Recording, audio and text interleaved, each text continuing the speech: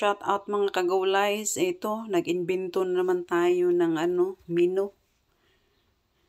Yan siya. Ano yan? Baka. So, ginawa ko siyang parang pares din ba? Kaso beef lang ang gamit ko. With cabbage. Yung sauce, ni-research ko yan sa YouTube. Kung paano gumawa ng pares sauce ba?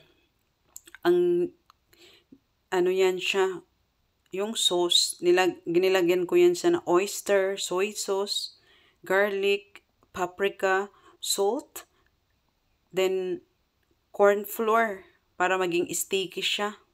Para yung ma-achieve natin yung kay Diwata style ba. So yan na guys. Yung yung sauce, sabi ni Marilo, ang sauce ang masarap, yung baka hindi daw. Hayaan mo na, basta imagine mo lang mala Diwata. Thank you for watching.